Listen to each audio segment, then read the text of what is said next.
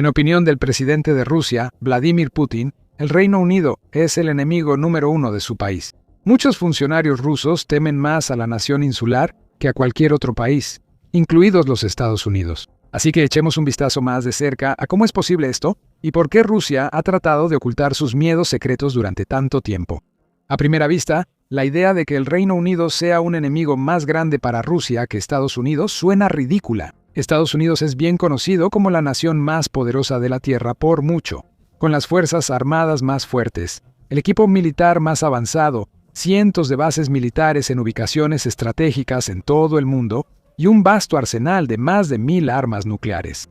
Estados Unidos también es uno de los países más grandes del mundo, con una influencia casi inigualable en la política internacional y un poder económico sin igual. El Reino Unido ni siquiera está entre los 10 países europeos más grandes, y desde hace tiempo se le considera una potencia en decadencia, con una fracción del poder e influencia que disfrutaba durante la época dorada del Imperio Británico.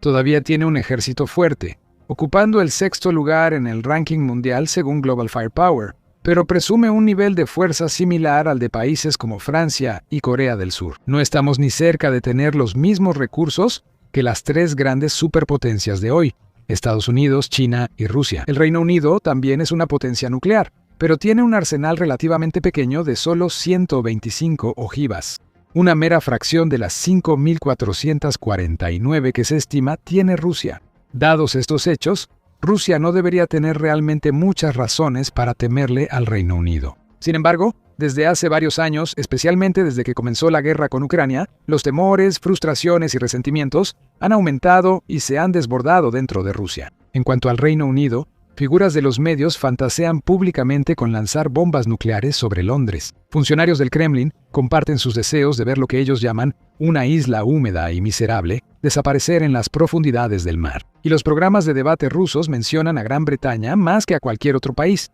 a menudo acusándola de conspirar para destruir Rusia o de patrocinar y sancionar posibles ataques terroristas contra el Kremlin. En marzo de 2025, el Servicio de Inteligencia Exterior de Rusia incluso acusó abiertamente al Reino Unido de ser el principal instigador de conflictos globales. Un informe de Reuters publicado aproximadamente en la misma época citó a 3 funcionarios rusos anónimos, quienes admitieron todos que a puerta cerrada. Gran Bretaña es vista como el principal enemigo de Rusia, según lo ha reiterado el secretario de Defensa británico John Healey. Un nuevo informe del Centro de Estrategia Euroasiática, NEST, titulado Guerra con los anglosajones. Cómo Gran Bretaña se convirtió en el enemigo número 1 de Rusia, también lo reconoce. Desde 2022, el Kremlin ha vuelto a presentar al Reino Unido como el enemigo público número 1. El informe señala varias encuestas que demuestran claramente cómo el público ruso ve cada vez más al Reino Unido como una nación poco amistosa y hostil, mientras también destaca la creciente prevalencia de la retórica antibritánica en la propaganda rusa. Nada de esto sucedió de la noche a la mañana. Es la culminación de una relación turbulenta que se remonta a varios siglos atrás, y esa relación en realidad tuvo un comienzo bastante positivo durante los siglos XVI y XVI-XVII. Por ejemplo, en los primeros días del Zarato de Rusia, las relaciones entre ingleses y rusos eran en gran medida cordiales y pragmáticas, con una ruta comercial establecida entre ambos países a través del Mar Blanco. Y el zar XVII Iván IV se acercó a la reina inglesa de ese entonces, XVII Isabel XVII, para discutir una posible alianza política. Más adelante, en el siglo XVII bajo el zar Alexei Mikhailovich, los comerciantes ingleses comenzaron a comerciar más activamente con los rusos, y varios oficiales militares ingleses y escoceses viajaron a Rusia para servir en los ejércitos del zar. Luego, Pedro el Grande llegó al poder y buscó activamente hacer que Rusia se pareciera más a Inglaterra. Visitó Londres cuando era joven, pasando varios meses estudiando las artes de la construcción naval y la navegación, y desarrollando una profunda admiración por la marina inglesa y el país en general. Lo veía como un ejemplo modelo al que Rusia debía aspirar, lo que desencadenó una ola de la llamada anglofilia en toda Rusia, particularmente en las cortes y círculos nobles del país, donde la gente se fascinó con la cultura británica. Los nobles empezaron a leer las obras de novelistas ingleses y enseñaron a sus hijos a hablar inglés además de francés. Entonces, justo cuando parecía que las relaciones entre los dos países estaban alcanzando un punto máximo positivo, de repente las cosas tomaron un giro para peor. Bajo el reinado de la emperatriz Catalina II, Rusia y Gran Bretaña pasaron de ser amigas a ser competidoras. Durante los años 70, por ejemplo, cuando Rusia fue a la guerra con el Imperio Otomano, Gran Bretaña se puso del lado de los turcos y buscó evitar que Rusia afirmara su dominio sobre el Mar Negro. En respuesta, una enfadada Catalina se negó a apoyar a Gran Bretaña en su lucha contra las colonias rebeldes de Norteamérica. Durante la Revolución Americana, las relaciones se deterioraron aún más rápido bajo el sucesor de Catalina, Pablo XVII, quien se sintió profundamente ofendido. Cuando Gran Bretaña tomó el control de Malta, él rompió relaciones con Londres y optó por fortalecer los lazos con la Francia napoleónica, llegando incluso en un momento a proponer una expedición conjunta franco-rusa a la India, con el objetivo de golpear el corazón mismo del poder colonial británico. Cuando Pablo fue asesinado en 101, pronto surgieron teorías de conspiración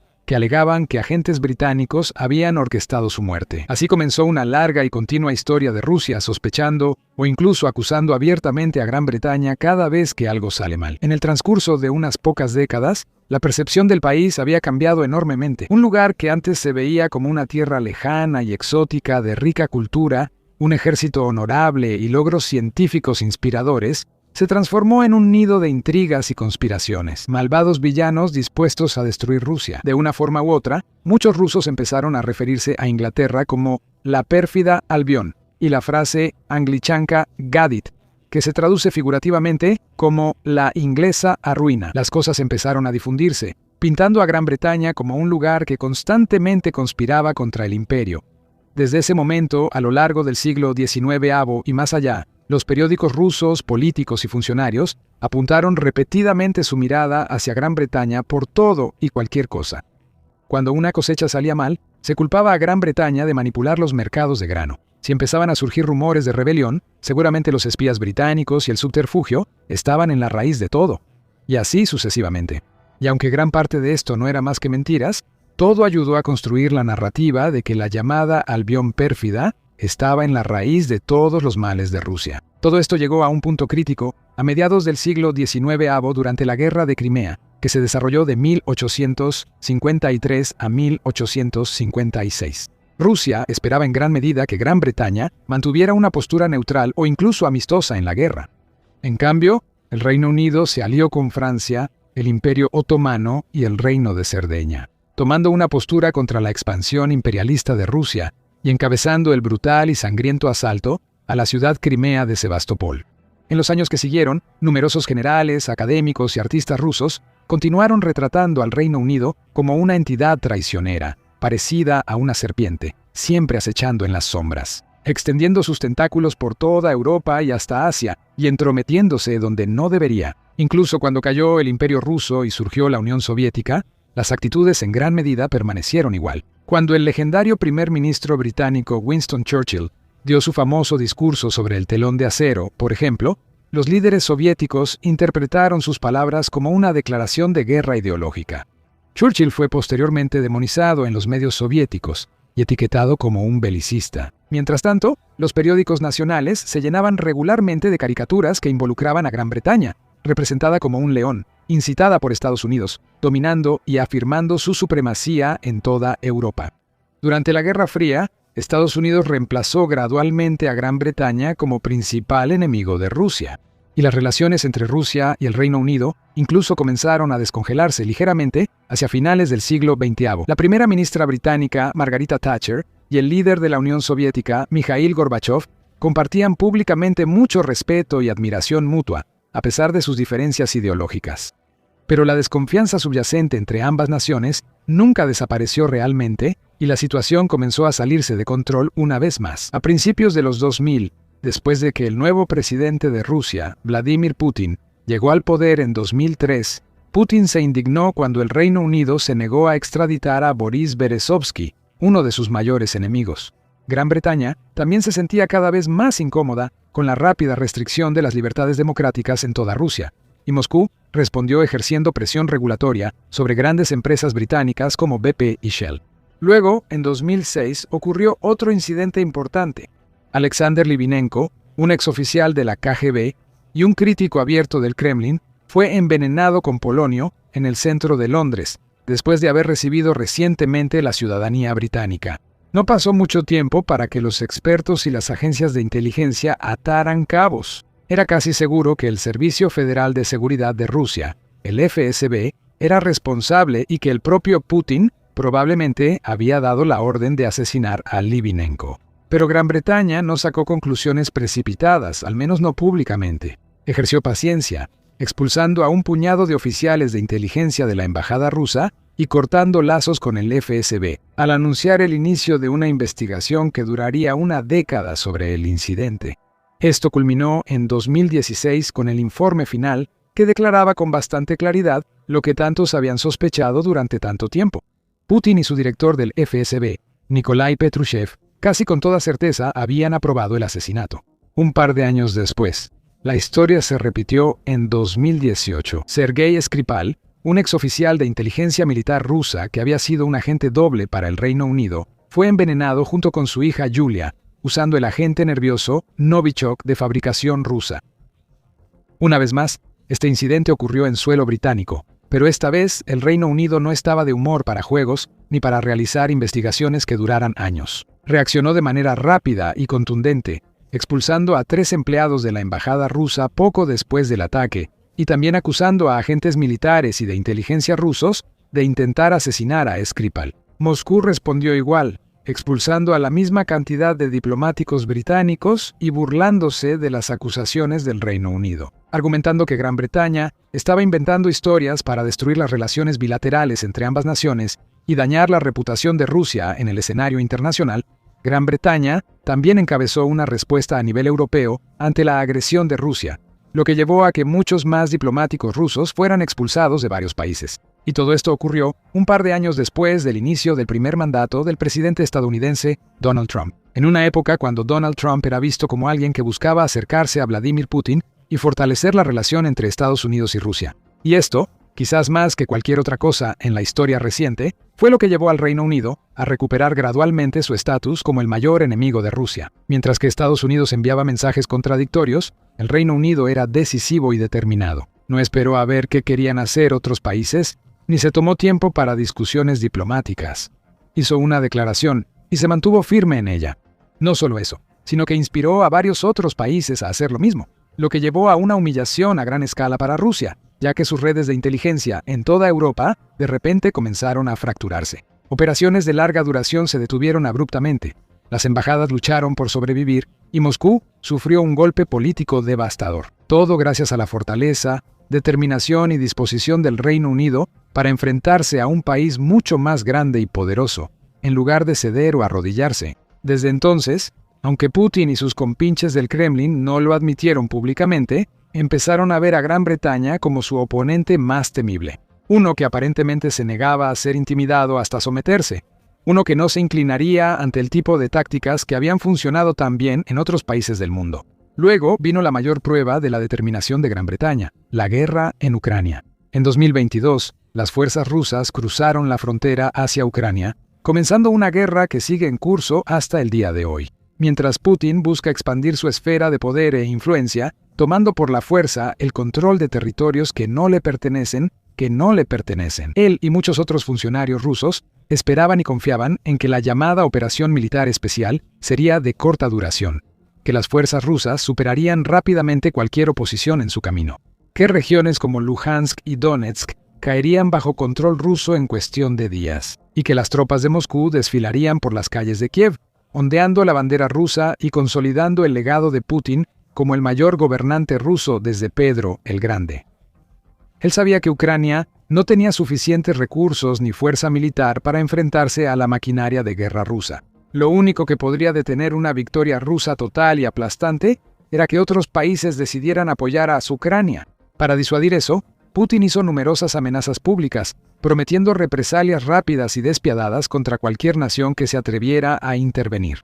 Él esperaba y confiaba en que estas amenazas serían suficientes, que los países europeos serían demasiado indecisos para actuar, y que Estados Unidos no estaría dispuesto a involucrarse en el conflicto, debido a preocupaciones sobre una posible escalada, pero no contaba con la respuesta del Reino Unido, porque el Reino Unido, una vez más, no cumplió con las exigencias de Putin, no se sometió a su presión, tácticas, ni se inclinó ante su intimidación.